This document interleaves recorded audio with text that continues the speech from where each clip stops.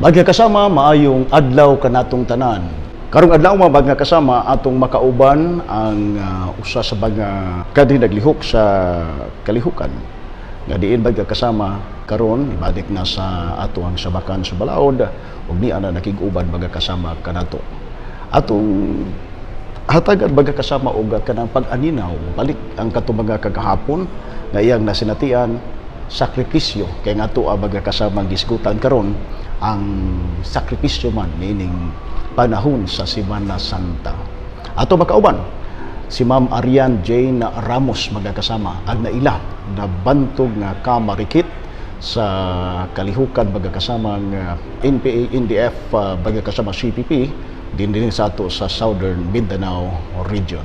Ma'am Jane, maayong adlaw ba? Maayong adlaw, sir. Kumusta? Okay lang. Okay lang kayo. Okay lang kayo. Yes, ma'am. Ang purpose nga nung gusto gyud ka namo nga maistorya gubikan kay panahon man ron sa Semana Santa, nagahisgot ta ma'am sa kanabang mga sakripisyo. Doon na tayo mga ginasubay pod nga mga istorya sa kinabuhi sa ubang mga kaigsuonan nato. But kining amo karon lahi pod ni kay bikan kay ang imuhang kinabuhi isip kani adto aktibong membro sa kining niang kalihukan. Ma'am Jane, kumusta ang imong kinabuhi kani adto? Among magkuanta backtracking ta atong balikan rewind ang kinabuhi sa usa ka Amazona o niya magkasama aktibong membro og di pagid basta-basta nga Amazona taas pagid nga leader sa kalihukan. Ma'am Jane. So, murag first time yun na inamutana sa ako, nga, murag sa kahimtang nga naapa ko sa sulod.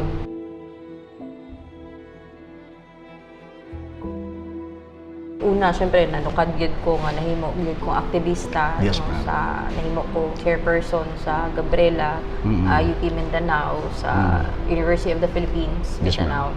Kaya dito mo nag-eskwela, no? Tapos, pag una ko eskwela, kato, nakahukom ko nga full-time sa CPP and NDF. Pero dito pa sa perspective nga dili unta pa dito sa bukid. No, pero kana dili na ko malimtan ni 11/2014 ni subid ako dito sa sitio na Silaban sa Talaingon, Davao del Norte. So sugod ana, nag-immerse ko sa mga kauban ako kani adto, naka-immerse ko sa mga indigenous peoples no, diha sa Talaingo, Davao del Norte. Nakita na ko tong unsa ka lisod ang ilahang panginabuhian, matakan kaayo nga buntag udto hapon ang ilang ginakaon kay kamote lang, dili sila kabalo mo sa mabasa mga basic na mga serbisyo nga wala gyud naabot sa ilaha unya. Tungod kay, syempre, ang NPA, subid naman yun ang bukid, maumang yun ang iyahang ginagamit aron makaorganisa siya, aron batukan niya ang gobyerno, aron i-overthrow niya ang existing government. So, ang vulnerability sa mga kaigsuonan natong indigenous peoples, mauto ang amo ang gi-maximize or sa termino pa nga ginagamit nato karon gi-exploit para makabig nato sila, para mahimo silang miyembro sa Communist Party of the Philippines hangtod sa mugunit sila og armas ug kana makipatay gyud sila sa Armed Forces of the Philippines. Kana lagi sa tinguha nga maabot ang usa ka sosyalista nga katilingban. So during that process, lisod kaayo kay ako ra ang kanang nakahuman og eskwela sa grupo, tapos murag 96% or 98% kay puro mga miyembro sa IT community. Tapos syempre di ko kabalo magmanobo. Di gana pinakauna nga kalisdanan. Dili ko kabalo magbisaya. Kanang kung kabalo man ko magbisaya, parang conversation na lang ana. So, gilearn ako na usan na sa mga kalistanan. Gitunan ako na siya for like 6 months siguro, para dili lang yun ko nila. Una, malibak. Pero gagawas pa, para mas makita nila ba nga kabahin to sa ako ang sakripisyo, nga mutuon yun ko sa ilang lingwahe para magkasinabot ni. O para, syempre, mas maagdi na ko sila nga magpadayon sa ginatawag na mo kaniadto nga revolusyon. So aside from learning their language, ang ilang kinabuhi kay naamang gud na sa doktrina gud na sa Marxism Leninism Maoism nga kung gusto gyud ta mo daog ang revolusyon, kinahanglan gyud nga mulubog gyud ta sa masa, kung sa ang ilang ginakaon ato apog kaunon, kung sa ilang lingwahe ato ang tun-an. So tanan na siya nga mga butang ako agyud na siyang gibuhat, Buhat no? yun mo. And the maximum sacrifice is syempre ang biyaan nimo ang imong pamilya, Yes. no, ang pamilya nimo o dili pa day na maximum ang kanang panglangtaw nga mamatay gyud ka alang ani, no, kanang naandam na gyud nimo imuhang kaugalingon nga mamatay gyud ka alang sa demokratikong revolusyon sa katawhan. Taas kaayo na siya nga proseso aron madawat yun na sa usa ka tawo, pero tungod kay ana ka powerful ang doktrina sa partido, every day of your life kana lang imong ginabuhat. So niabot na gid sa point nga after graduation kato gi-give up na ko ako ang nahuman, gi-give up na ko ako ang supposedly career. Siguro kung wala ako nag-MP, abot lang kasi abogado na pud ko karon. Para nga ba career, your family, your kanang unsa imong gusto nga buhaton, Yes, no? ma'am. Pinaka basic gani kanang maligo ka everyday, dili naman mo na mabuhat. Kanang mao nang ginaingon nila ba nga selfless gyud ang serve the people, no? Pag-alagad sa katauhan kung naa ka dito. So murag ang hitabuan na gawas sa i-give up nimo imong mga personal desires, imong mga personal dreams in the name of the People's Democratic Revolution. Gihawas sa partido ang imong tinuod nga identity, no? The fact that you're not using your name na kay nung deger, no? To na imo kong marikit until now na imo gyapon kong marikit, sige. Pero kana you will become a very different person sa perspective na ikaw tong isa sa mga mag-sacrifice para kana lagi mudaog ang revolution, i-overthrow ang government, magtukod og socialist society hangtod sa maabot daw ang usa ka komunista nga katilingban sa tibuok kalibutan. So nahimuming sa sacrificial lamb murag ana. Pero gidawat na mo to siya.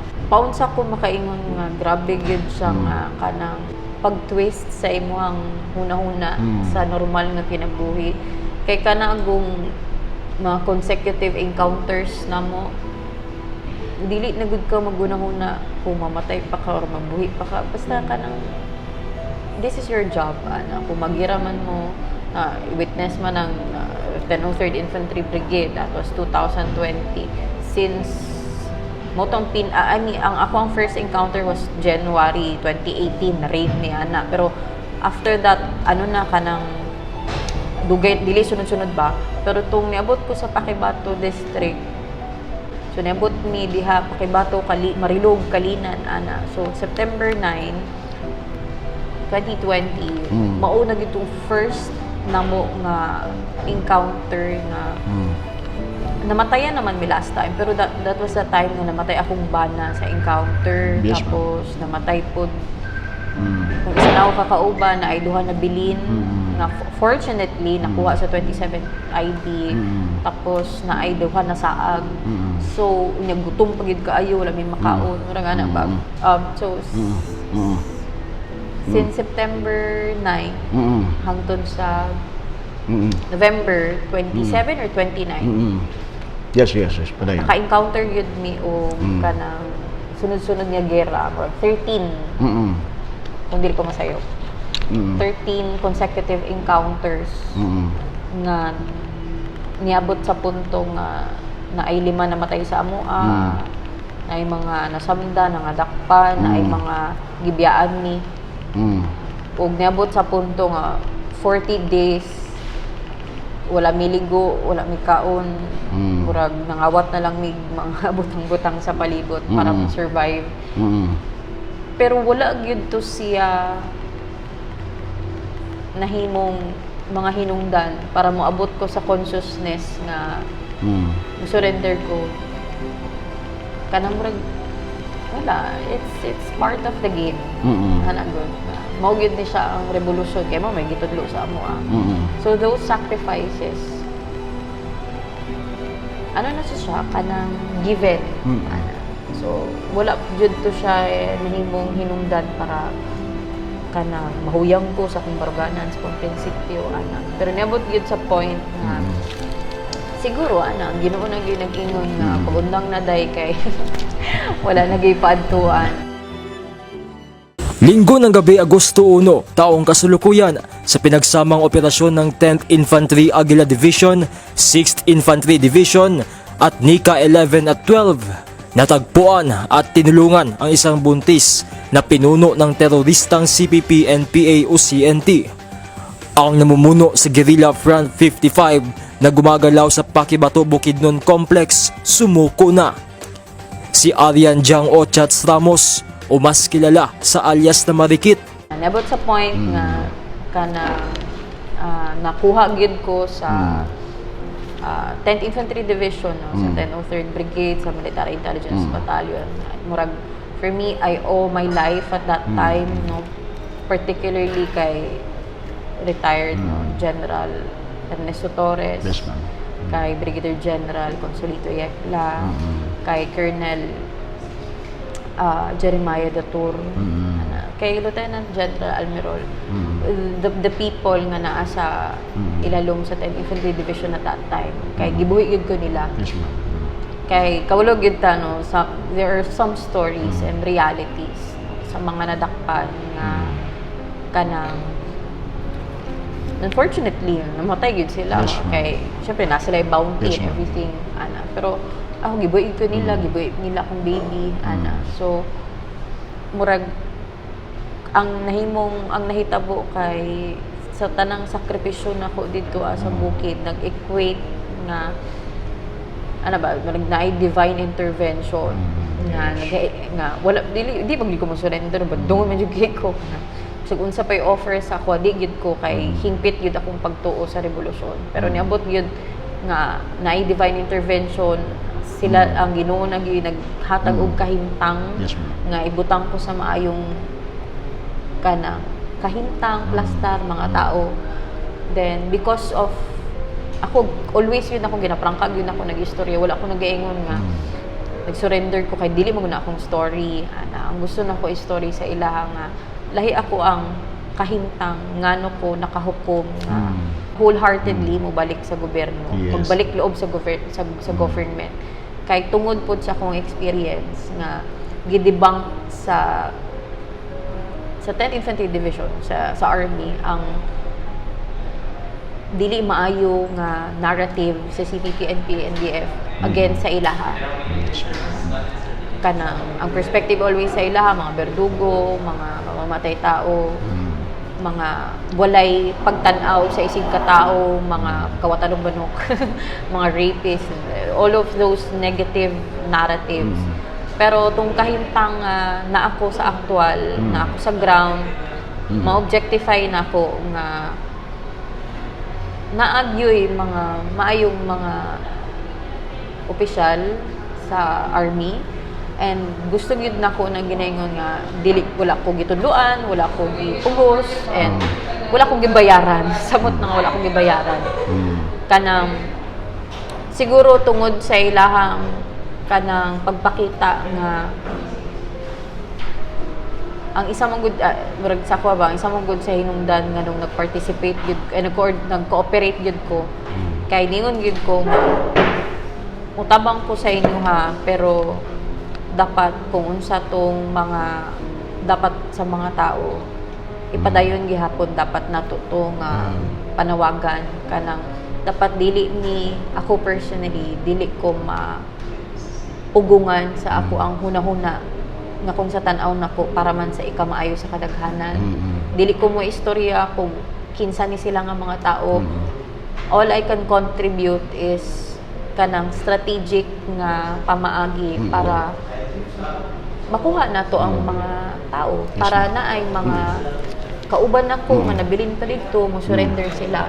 So niabot sa kahimtang within 5 months and how many weeks lang, pero sige, 6 months na lang.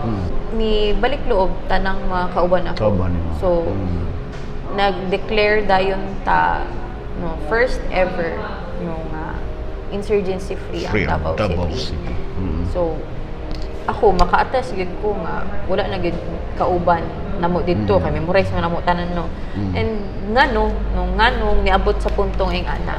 Tungod kay personally na bati nako og kanang nasinati nako nga very open gyud ang security forces, ang local government unit no sa Davao City at that time, Mayor Inday Sara Duterte, no, na karon nahimo na siyang Vice President. So, very open sila sa mga sugyot namo. Ako personally, sugyot nako nga kini atong buhaton sa talaingon, kini atong buhaton para it's not just about kanang magsira tag bukod sa ilaha, pamatyo na to sila. Kana panos naman na siya nga strategy. I mean, it's part of the strategy, pero dili kana ang main priority. Like, kinahanglan na to og kanang interplay no, sa military, sa politika, sa culture. So, paunsa nato na siya buhaton. So, while the military are doing their job, sige, do your military work. Nagapaningkamot po ng local government units, nagapaningkamot po mismo army ug ako nga mangutana gyud sa mga tao, unsa ba gyud tong panginahanglan ninyo? Unsa ba gyud to from your socio-economic ilahang education? Atuan na siyang gihinay-hinay nga gipaningkamutan nga matubag sa ilaha. So, nakita nila na nga naay mga actions. No, at that time, nakita nila may actions, kusog ang focus military operations, kusog ang paghatag og basic social services. Nakahunaw na ang mga tao nga sa community nga realization sila. Oo, nakahunaw na gid sila nga dalahi na gid ay karon, no? Naanay ka ng transformation sa army, sa local government units. Bisan di rin to inon nga absolutely 100% perfect kay nagatuon man gud jud ta always, no. Pero nabot na gid sa point nga nakatuon na gid no, ang army, nakatuon na gid ang local government unit sa kung unsa man ang dapat nilang buhaton. That's why niabot na pud sa point, no, nahimo na siyang history karon nga kaya ra gyud ay sa usa ka dako kaayo nga syudad, sa usa ka rehiyon, Davao del Norte, kung sa area nga ginalihukan nako. Kaya ra gyud ay nga mahimong insurgency free if we are really genuine about sincero lang gyud. Serving the people, giving them what they deserve. Actually, it's a constitutional right, and unsa na recognize ug kanang ma-recognize gyud ba sa Armed Forces of the Philippines kung unsa gyud ang ilahang mandate.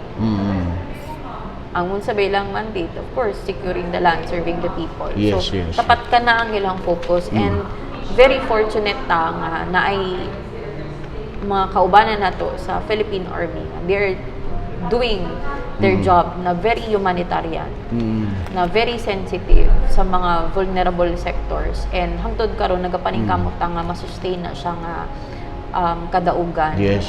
So, tanang sacrifices nga for me kung ako lang, katong mga sakripisyo nako since nga nahimo kong member sa Gabriela, hangtod sa nahimo kong member sa partido, sa MPA.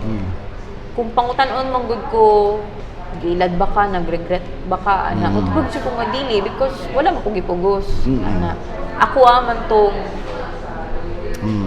kana kagustuhan, decisiveness nga musulod gyud ko kay kana akong pagtuo. Pero tungod kay gihatagan ko og kahimtang nga dili gyud na siya mahitabo kanang tinguha nga bugkago nimo ang gobyerno ana. So nag-shift ko into not shift ba redirect na lang. Nag-redirect na ko ako ang prinsipyo ug barugana dito asa ba ko kana mas makasalbal pa og daghan nga kinabuhi. Yes. Kay mag armed struggle ka, kalas kay kinabuhi, uy, wa kabalo ko, ikaw na dito sunod mamatay, di ba? Like wala jud ka kabalo, dili gyud ka kabalo kung kanus-an na lang tama nimong kinabuhi pag maglunsad ka guerrilla warfare. Pero kanang kung naa ka susulod sa gobyerno, even it is nga hantod karon, no, it's really hard to sa baka na put your grievances on the table nga bisag sige ra kag yaw dira, sige ra kag yaw dira. Okay, given na we have the space na nga pwede na mo istorya, actually kadaugan na siya. Kay kanus ba niabot sa point ang gobyerno nga maminaw sa amo ang mga former rebels, di ba? Hinoon siguro na yung mga pipila kaniadto, pero dili na wala pa na siya nahitabo sukad-sukad sa history. Kinsa ba ikaw sir, kinsa may na-interview nimo? Yes, diba? yes, yeah. Wala na siya nahitabo. Kanus aba na ay natukod nga mga organization sa mga kanhing rebelde. Yes, sir. Kanus aba mi ipatawag sa mga or AFP specifically sa mga local chief executives maminaw sa amo unsa amo ang tinguha unsa bagyod ang dapat buhaton nato sa katilingban diri sa Pilipinas. Wala bag-o lang gyud na siya. It's because of the Yes, EO70. It's because of the National Task Force to Local Conflict Armed Conflict. Always siya gina-criticize tungo sa mga tao na syempre we know that they are members of the Communist Party of the Philippines, so trabaho gyud nila nga i-criticize si NTF-ELCA. Pero daghan kaayo siya o program sa government, pero kanus aba sa history sa Pilipinas nga naay libuan ka mga former rebels nag surrender karon lang subot pa sabot dili siya dayon-dayon perfectly ma-handle sa gobyerno paunsa ang sakto nga pagdumala sa mga members, kanhing members sa NPA, kanhing members sa partido, kanhing members sa mga underground mass organization. So it's a long process. Yes. So normal lang yun na nga na ay ang mga lapses ba na ay mga sayop. Yes. Kay kinsa bay buang gobyerno baya kanu unyang kalaban baya nimo na kaniadto karon na surrender unsaon nimo na paghandle. Yes. Ana ba na mismo katong ginahandle nimo na man pud na siya sa iyang kasing-kasing ba need pud na niya kanang unsa ni kanang dawaton ang bag-o niya kahimtang. Unya imagine libuan na siya ng mga tao. So dili siya dayon-dayon nga magbuhat pa og framework mauna ni siya. So ano kay siya kanang unsa ni kanang trial and error sa ba. Pero very fortunate lang kaayo ta kana lagi na ay space open nagapaminaw sa amoa and it is still a struggle pero at the end of the day kabalo ta nga usa ra gyud ang tinguhan atong tanan kalinaw development pag-serve gyud sa mga tao and of course dili na gyud balik ang Communist Party of the Philippines o ganyang People's Army sa ato ang teritoryo. And we want na ang unsa may nahitabo diri sa Davao City, sa Davao region, ma-replicate siya sa tibuok Pilipinas. It's a long and arduous struggle, pero at the end of the day, tungod kay effective siya in a particular place, sa kung asa pagyud naa ang pinakakusog nga CPP, NPA, NDF sa tibuok kasaysayan sa Pilipinas sa pila ka katuigan. Nahimo siyang successful nga campaign. So, both pasabot, possible yun nga mahimo po siyang successful nga campaign sa ubang mga region. Still, nag-sacrifice nga po ko karon because I still have pending criminal case. Sige. Pero, kana ma'am. dili man siya Di unsa nagiging... pag-handle di mo na karon. Okay, Wala ko kay labot. Actually, na kay mga kana atubang ni mo na nga mga legal nga mga aspeto. nagatubong kita sa korte. Nya, estudyante, di ba? Tapos Papaunsa na ni mo kami na organization. Ana sakripisyo gyud tinuod na. Oo, pero siyempre naanad bang gud ni ako personally naanad bang gud ko sa kalihukan ba. Daghag ginahuna-huna.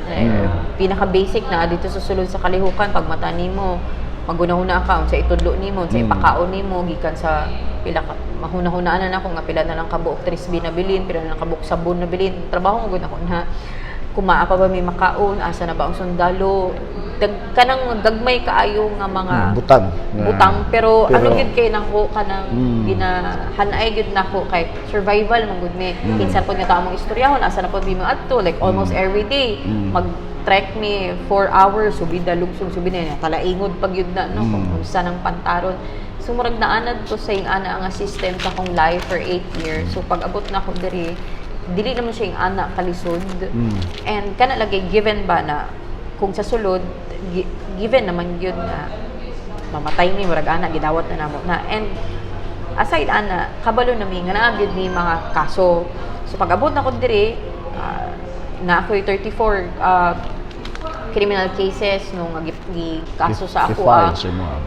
Never good na siya nahimong hindrance for me to move forward kay it's part of my past maana ba na hangtod karon na gihapon pero the people around me are really helping because I know to myself nga wala ang pudjud nako to gibuhat matingala lang ko na ako ngano ko na yung ani nga kaso pero kana lagi it's because of it's because na member ko sa CPP and PNDF kanya na mga ingani na mga kahimtang kato again dili siya naging hindrance para mag-move forward so wala ko'y labot so kanang ano lang trust the process tapos nag-decide ko na while ingani pa kong kahimtang but still I am serving the people in our own ways in some ways nga dili na pud namong kinahanglan pa nga ipangalandakan but we know sa ground na we are doing our best na makatabang sa mga tao. That's why nihukom ko nga mag-law school ana so it's still a sacrifice. Ana kay makaingon jud kog sacrifice because how many years ko wala nagatuo sa Philippine Constitution, how many years ko nga ginadebunk na ko unsa mga balaod ug palisiya sa gobyerno kay kana lagi ngano man kumutuan na nga naa man mi kaugalingon namong government. Yes, so Ngano man kumutuan na nga we are planning to overthrow the government. So it's a sacrifice na i-embrace nako ang law, ang balaod, ang provisions and jurisprudence sa nasod sa Pilipinas na kanang manupog sa kong self ba nga oo no okay mo ga oo no kanang grabe gid siya nga transition so kana karon nagapaningkamot nga nagatuon bisan daghan kay basahon bisan kanang lisod so lisod gid kay siya pero tungod kay gusto man ako kanang nahimo na siyang hobby na, ay di ba siya, may mo ba siyang hobby yan? Naging part na gid siya sa akong life. Sistema. Sa akong system nga. Yes, sir. Mauna ni siya and syempre makatabang gid po siya sa ako ba nga mas masabtan kung unsa gyud ang gobyerno.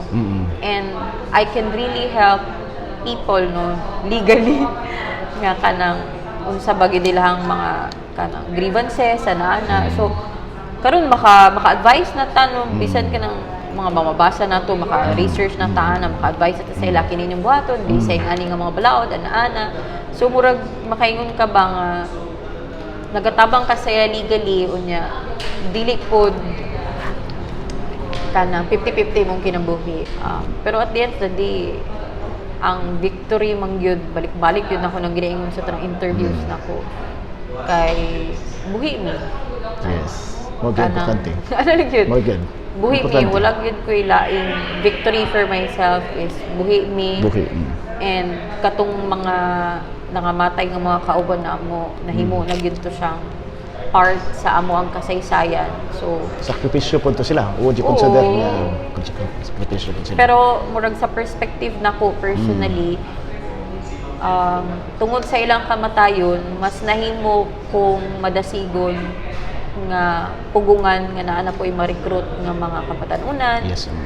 nga mga kauban nato dito sa bukid para dili na pod sila mahimong sakripisyo na pod sa sa gera nga wala gyud paadtuan.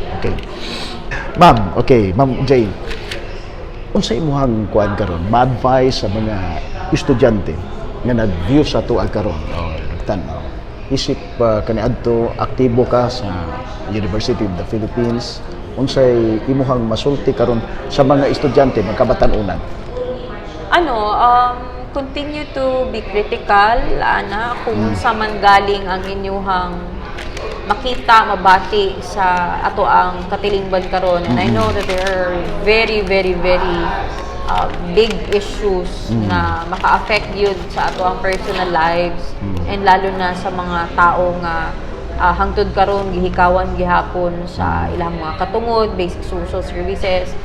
Walay nagapugong sa ato ang dili ta musangyaw sa ato ang mga kritisismo sa gobyerno because again it's a constitutional right dira kanang gyud ato ang panglaban pero at the end of the day tan-aw na to kung asa tong boundary sa ato ang pagsangyaw sa mga puna nato sa gobyerno kung gusto na to nga bag-ohon ng gobyerno or sistema sa gobyerno, ang always na to hunahon nga dili na to kinahanglan mo gunit og armas. Yes, ma'am. Ang always na to hunahon nga dili na to kinahanglan nga magsabwag og dahas diri sa nasud Pilipinas kay wala gyud siya ipaadtuan given that ako I'm a living proof na wala jay paadtuan ang People's Democratic Revolution.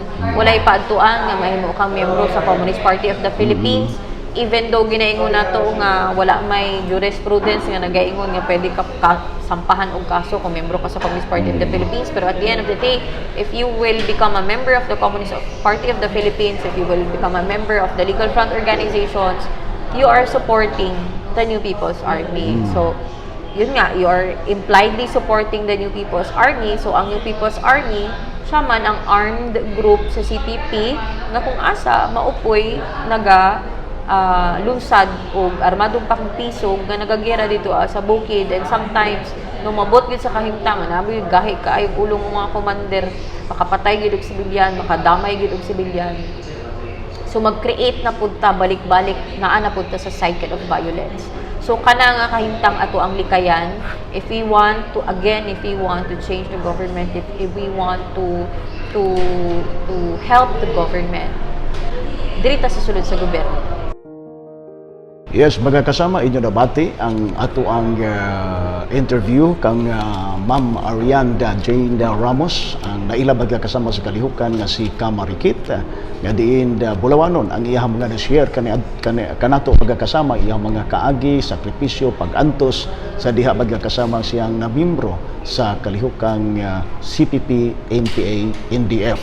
O karon niya na magkakasama sa sabakan sa balaod, niya magkakasama gipaklaro nga diin ang usa sa mga naghatag mga kasama niya giya ang kwerpo sa ato magkakasamang kasundaluhan ug sa ato magkakasamang lokal nga kagamhanan.